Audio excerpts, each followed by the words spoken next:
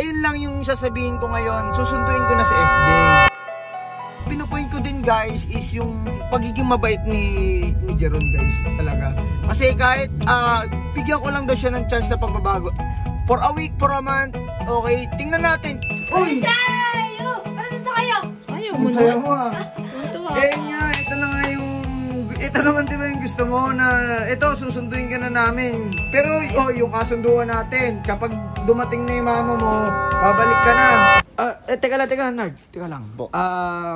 Iba yung tinginan mo kay SJ ah.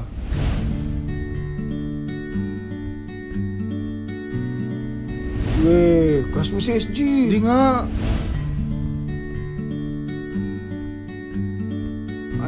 Nagaganda ka kay SJ, no? Oo, maganda siya. SJ, crush ka daw din. So guys, ayan kung nakikita nyo, driving ako ngayon, ginabi na kami, okay? Ayun lang yung sasabihin ko ngayon, susunduin ko na si SJ, yon.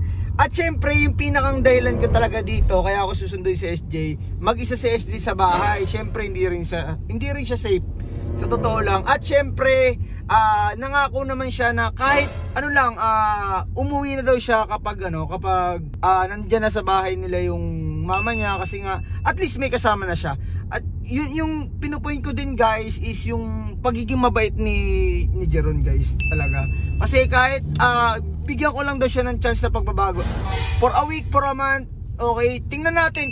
Guys, kayo na rin yung mag-check kay Jeron kung nagbago ba siya or may kalokohan pa rin gagawin. Tsaka, yun, pwede natin pauwiin si SJ kahit wala pa yung mama niya.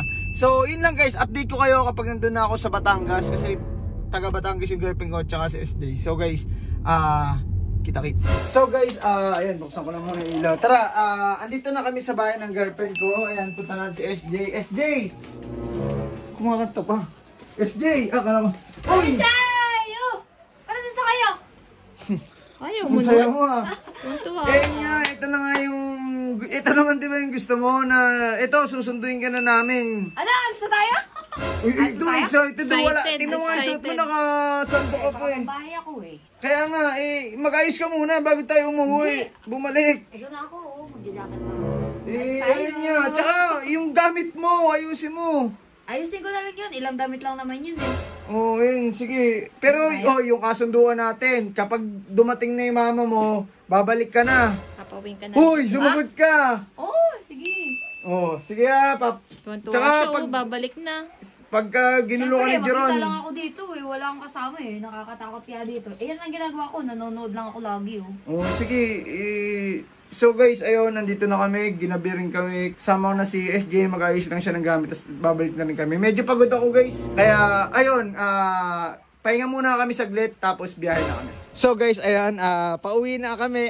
Actually, malapit na kami. Ayan o, nag-video na ako. Ayan. Kasama ko yung girlfriend ko tsaka si SJ. Oh, ang saya mo naman SJ ngayon porque nakabalik ka na. Iiyak-iyak pa yan sa ano. Oo nga, ay puta ina. Ano yun, nakakapagpata ako ng swerte. Nakakapagpata ako ng swerte. So ayun guys, nalapit na rin kami. Pagod yung biyahe pero masaya naman kasi. Uy, Nard, makikibukas naman ang gate. Ayan guys, ano na? Nandiyan na pala kayo? Oo, ayun nga, pagod kami sa biyahe. Ayun pala, ay, teka lang, hindi pa pala kilala ni SJ. SJ, ito nga pala si Renard, kapatid yan ni Redick. Pero huwag ka mag-alala, mabait naman yan. Bakit siya nandito?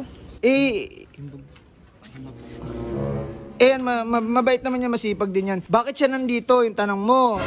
Si Renard pala, for the meantime, dito muna siya sa atin. Kasi nga, may hindi unawaan sila na magkuya. Pero for the meantime lang naman, kasi wala siyang matitirahan, ha? Patay, sige babe, pahinga na kayo. Puta na. Kakausapin ko lang din si Renard. Teka lang, Nard. Teka lang. Iba yung tinginan mo kay SJ, Di na ako ka-insay. Crush mo si SJ, no? Crush mo si SJ. Naku, hindi ko insay. Weh, crush mo si SJ. Hindi nga. Nakikitira na lang ako dito, tas ganun pa yung gagawin ko.